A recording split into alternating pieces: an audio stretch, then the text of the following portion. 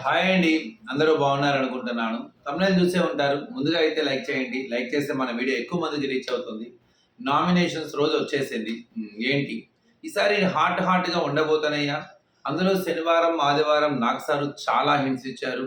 అది సోనియా కావచ్చు, లేకపోతే ఇండైరెక్ట్‌గా నిఖిల్‌కి కావచ్చు, అదే విధంగా పృథ్వీకి కావచ్చు, యష్మి కావచ్చు, చాలా రకాల ఇన్పుట్స్ అయితే ఇచ్చారు. వాళ్ళు ఎలా ఆలోచించుంటారు? వాళ్ళకది పాజిటివ్‌గా తీసుకున్నారా? అందులో వాళ్ళకి కావాల్సిందేంటి? వాళ్ళకి సార్ ఏం చెప్పాలనుకున్నారు? ఇవన్నీ అర్థమయ్యే ఉంటాయి.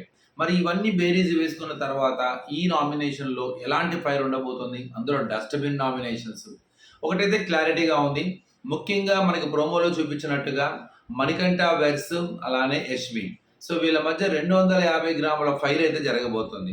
ఏంటి 250 గ్రాముల ఫైర్ అనుకుంటున్నారా? మరమరాలు ఫైరు. ఆ రోజు సంచాలకులుగా దగ్గరగా తీసుకొచ్చిన వ్యక్తులకి అవకాశం ఉంది. తన డెసిషన్ తీసుకోవచ్చు. ఎవరు కూడా కరెక్ట్‌గా 250 గ్రాములు తీసుకురాలేరు. అలాంటప్పుడు కన్ఫర్మ్‌గా తన వైపు తనకు ఒక పాయింట్ ఇచ్చుండొచ్చు. కానీ ఆ తర్వాత ఎక్స్‌ప్లనేషన్ ఇచ్చింది. వాళ్ళకి ఎక్కువ మంది వాళ్ళు గెలవాలని కోరుకున్నాను. వాళ్ళు 5గురు ఉన్నారు. వాళ్ళ ఆకలి తీర్చాలన్న పాయింట్ ఆఫ్ వ్యూలో ఆలోచించానని చెప్పేసి అది లాస్ట్‌లో చెప్పడం. కన్ఫర్మ్‌గా ఆ పాయింట్ మీద గట్టిగానే నిలబడి ఈరోజు నామినేషన్ వేయబోతుంటాడేమో అనుకుంటున్నాను.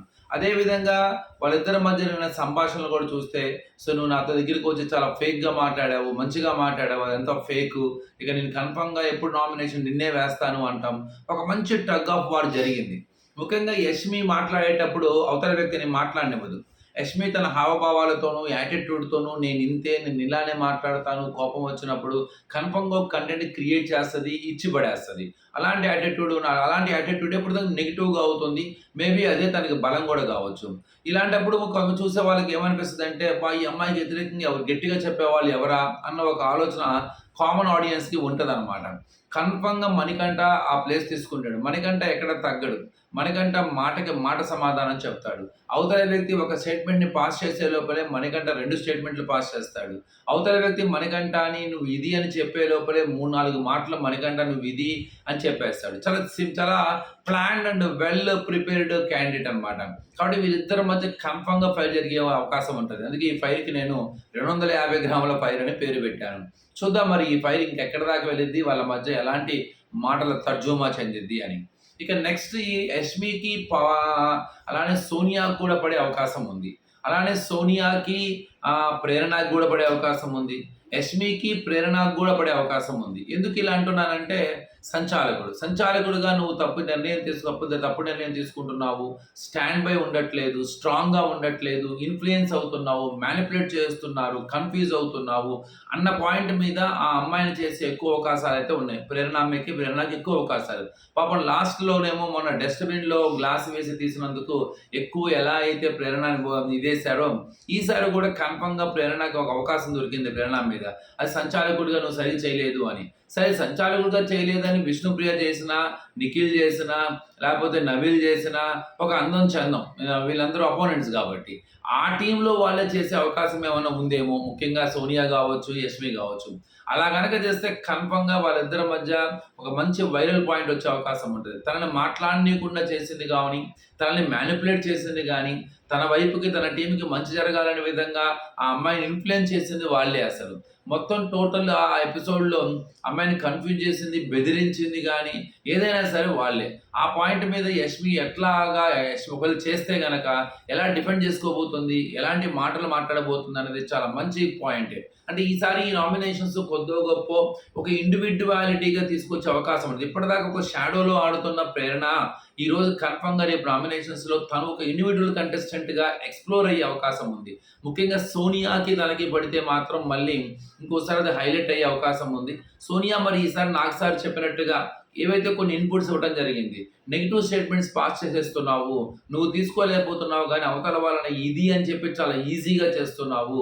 అట్లానే కొన్ని నీ చిన్నోడు, పెద్దోడు సోఫా సెట్‌లో కూర్చోవడం కానీ, నీ మాట చాలా జాగ్రత్తగా ఉండాలి అని ఒక చిన్న ఇది. అలానే వెళ్తూ మన భాషాబాయి కూడా చెప్పిన మాట కావచ్చు. ఇవన్నీ మైండ్‌లో పెట్టుకొని కొంత పాయింట్ స్ట్రాంగ్‌గా మాట్లాడినా అవతల వ్యక్తిని ఎక్కడ డీగ్రేడ్ చేయకుండా మాట్లాడడానికి ట్రై చేస్తారా? లేదు తన వే ఆఫ్ స్టైల్‌లో కన్ఫర్మ్‌గా విశ్వరూపం చూపిస్తారా?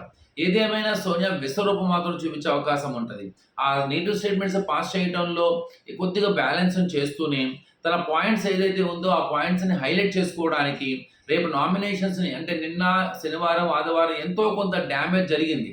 సో అది తనకు మంచి చెప్పడానికి ట్రై చేశాడు. ఆ డ్యామేజ్ని మళ్ళీ వెంటనే ఇమేజ్లా మార్చుకోవడానికి సోనియా కన్ఫర్మ్గా విశ్వరూపం చూపించే అవకాశం ఉంటుంది. సో అది పక్కాగా జరిగిన ప్రతి పాయింట్ని హైలైట్ చేసుకుంటే సరిపోదు. ఇప్పుడు అపోనెంట్ ఎవరు పడతారు, యష్మి పడుతున్నారా లేకపోతే ప్రేరణ పడతారా అన్నదే ఇక్కడ ఇంపార్టెంట్. యష్మికి అవకాశం ఉంది. ఎందుకు యష్మికి అవకాశం ఉంది అంటున్నానంటే ఆ రోజు యష్మిని రెడ్ గ్రూప్లో పెడతారు. అంటే తను ఇంతవరకు ఆడలేదు, ఎప్పుడు నేను చూడలేదు, తను ఎలా ఆడతారో తెలియదు అని చెప్పేసి.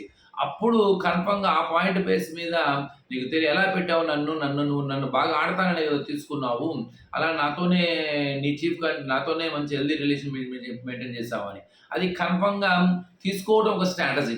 ఎందుకంటే రైట్ ఫ్రమ్ స్టార్టింగ్ నుంచి యష్మిని టార్గెట్ చేస్తున్న సోనియాని తన వైపు తిప్పుకోవడానికి చెక్ పెడతానికి తన క్లాన్లోకి తీసుకుంది. ఇప్పుడు అవకాశం దొరికింది కాబట్టి ఆయన తీసుకెళ్ళి అందులో పెట్టింది. సేమ్ అదే పాయింట్ బేస్ మీద వాళ్ళిద్దరి మీద ఒక టగ్ ఆఫ్ వార్ పడే అవకాశం అయితే క్లియర్గా కనపడుతుంది. ఇక కిరాక్ సీతాకి పృథ్వీకి పడే అవకాశం నేను ప్రోమోలో చూసాం. అది ఏ పాయింట్ మీద ఏముంటుంది, కన్ఫర్మ్గా ఫౌల్ గేమ్ ఆడేటప్పుడు అగ్రెసివ్గా ఉండటము, బెదిరించటము, లేకపోతే నేను తప్పు చేయలేదు అని చెప్పటము, వాళ్ళ క్లాన్ సభ్యులందరూ కలిసి ఒక రకమైన యాటిట్యూడ్కి చేయటము, అలానే సంచాలకుడికి వ్యతిరేకంగా మాట్లాడటము, కొద్దిగా అగ్రెసివ్నెస్ అనేది ఉందో అది ఎలా అయినా గెలవాలి అనే దానికన్నా కూడా నువ్వు గెలిచే తీరు నాకు నచ్చలేదు, నువ్వు గెలవచ్చు కానీ నువ్వు గెలిచే తీరు నచ్చలేదు అన్న పాయింట్ ఆఫ్ వ్యూలో కిరాక్ సీత చెప్పడం అన్నది కన్ఫర్మ్గా వాళ్ళిద్దరి మధ్య వాడి వేడి చర్చలు అయితే జరుగుతాయి. ఇక్కడ పృథ్వీకి ఒక అలవాటు ఉంటుంది. అంటే పృథ్వీ ఆన్సర్ ఎలా ఉంటుందంటే కొట్టే తెచ్చినట్టే ఉంటుంది. అంటే ఏంటి, నువ్వు ఇలా చేస్తున్నావంటే నేను ఇంతే, యష్మి కూడా అంతే, చేస్తావంటే నేను ఇంతే, సో తప్పేం లేదు, ఇట్లా మాట్లాడతారు వాళ్ళు. అంటే షార్ట్ లైన్స్ మాట్లాడతారు. కానీ షార్ట్ లైన్ మాట్లాడేటప్పుడు అవతలకి ట్రిగ్గర్ వస్తుంది, టెంపర్ వస్తుంది. అప్పుడు కన్ఫర్మ్గా వీళ్ళ మధ్య కన్ఫర్మ్గా ఒక మాట పెరిగే అవకాశం అయితే కనపడుతుంది. సో వాళ్ళిద్దరి మధ్య కూడా మంచి హీట్ ఆర్గ్యుమెంట్ జరిగే అవకాశం క్లియర్గానే ఉంది. సో ప్రస్తుతానికి ప్రోమో ప్రకారం ఇవి. ఇంకా ఏం జరగచ్చు, నబీల్కి నైనికాకి జరిగే అవకాశం ఉండొచ్చు. నైనిక ఆ రోజు దాన్ని సపోర్ట్ చేయలేదని కానీ, సో ఆ పాయింట్ మీద నబీలు నైనికాని వేసే అవకాశం అయితే కనపడుతుంది. అలాగా మన ఓం ఆదిత్య కూడా నైనికాకి వేసే అవకాశం ఉంటుంది. ఆ రోజు దానికి సపోర్ట్ చేయలేకపోవడమో, లేకపోతే తను పంపించకపోవడమో, దాంతో సరిగా ఆ రోజు డీల్ చేయలేకపోవడం అని ఒక పాయింట్ ఆఫ్ వ్యూలో అనమాట. సో ప్రేరణ ఇటుపక్క ఏ క్లాన్ సభ్యులు అయితే ఉన్నారో ఇటుపక్క ఉన్న క్లాన్ సభ్యులకి కొంత ఆ వేరియేషన్ కూడా ఉండొచ్చు. వీళ్ళ మీద వీళ్ళు, సో కొంత స్ట్రాటజికల్గానే ముందుకెళ్ళే అవకాశం ఉంటుంది. ఈసారి వీళ్ళందరికీ సేఫ్ జోన్ ఓం ఆదిత్యాన్ని కన్ఫర్మ్గా నామినేషన్లోకి అయితే లాగుతారు. ఓం ఆదిత్య నామినేషన్లోకి కనుక ఉంటే వీళ్ళందరూ కొద్దిగా గొప్ప సేఫ్లో ఉంటారు. ఆ విషయం అందరూ తెలిసిందే. ఎందుకంటే నిన్న బాటమ్ 2లో వీళ్ళిద్దరూ ఉన్నారు. బాటమ్ 2లో వీళ్ళిద్దరు ఉన్నారంటే లాస్ట్లో ఒకవేళ శేఖర్ భాష లేకపోయినా కూడా బిఫోర్ లాస్ట్లో అంటే లాస్ట్లో ఓం ఆదిత్య ఉండుంటాడు. లేదు ఓం ఆదిత్య లాస్ట్లో లేకపోయినా శేఖర్ భాష ఉండుంటా అంటే కన్ఫర్మ్గా డేంజర్ జోన్లో ఓం ఆదిత్య ఉన్నట్టే. కాబట్టి ఓం ఆదిత్య ఉంటే వీళ్ళందరూ సేఫ్గా ఉంటారు. కాబట్టి ముందు ఓం ఆదిత్యని లోపల లాగేసుకుంటారు. ఓం ఆదిత్యని లోపలికి లాక్కోవటం మూలంగా మిగతా వాళ్ళందరూ కూడా ఆట స్టార్ట్ చేస్తారన్నమాట. సింపుల్ టెక్నిక్ ఇది. అంటే నెక్స్ట్ ఓం ఆదిత్యాన్ని రెడీ చేస్తారు వీళ్ళందరూ కలిసి. క్లియర్గా గ్రూప్ గేమ్ ఆడుతుంటే కనపడుతున్న ప్రస్తుతానికి అయితే సోనియా, నిఖిల్, పృథ్వీ వీళ్ళ ముగ్గురు గ్రూప్ గేమ్ ఆడి ట్రై చేస్తున్నారు. ఇక్కడ నిఖిల్ అందరితో కలిసే ఉంటున్నా కూడా కొద్దో గొప్ప నిఖిల్ మీద సోనియా ఇన్ఫ్లుయెన్స్ అయితే కన్ఫర్మ్గా ఉంది. అది ఎంతవరకు వర్కౌట్ అవుతుందో చూడాలి. అలానే సోనియా కన్ఫర్మ్గా కొద్దో గొప్ప మేము స్ట్రాంగ్ అని ఒక ఫీలింగ్తో తను, పృథ్వీ, అదేవిధంగా ఇటు పక్క అభయ్, అట్లానే ఇటు పక్క నిఖిల్ వీళ్ళందరూ కలిసి ముందుకు వెళ్ళాలి అన్న ఒక ఆలోచన అయితే తనలో ఉన్నది. ప్రస్తుతానికి నిన్నటి వరకు విష్ణుప్రియతో కొంత ర్యాప్ కుదిరింది. ఆ ర్యాప్ని అలానే కంటిన్యూ చేస్తుందాం, లేదు యాజ్ యూజువల్గా తనతో ఉన్న టగ్ ఆఫ్ వార్ని ఇంకా ఎక్స్ప్లోర్ చేయడం జరుగుతుందా. ప్రస్తుతానికి దాన్ని సపరేట్ చేసే అవకాశం ఉంటుంది. ఆ విషయాన్ని ఎంత తొందరగా దాన్ని సపరేట్ చేయగలిగి తనకి మంచిది అన్న విషయాన్ని ఈజీగానే పసిగట్టే అవకాశం ఉంటుంది.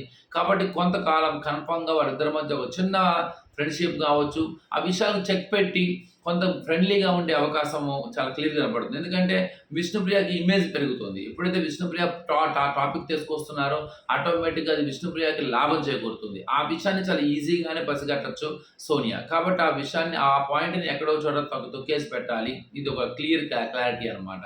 సో ఇంక ముందుకు వెళ్ళడానికి అభయ్కి అబ్బాయితో ఉన్న రిలేషన్ ఏదైతే ఉందో, అబ్బాయితో గూడా ఉన్నా గూడా అబ్బాయితో మాట్లాడుతున్నప్పుడు కొన్ని నెగటివిటీస్ ఏదో వచ్చిందో, అబ్బాయి ఫేక్, రియల్ కాదు అన్న ఒక ఒపీనియన్ కలిగి ఉన్నది.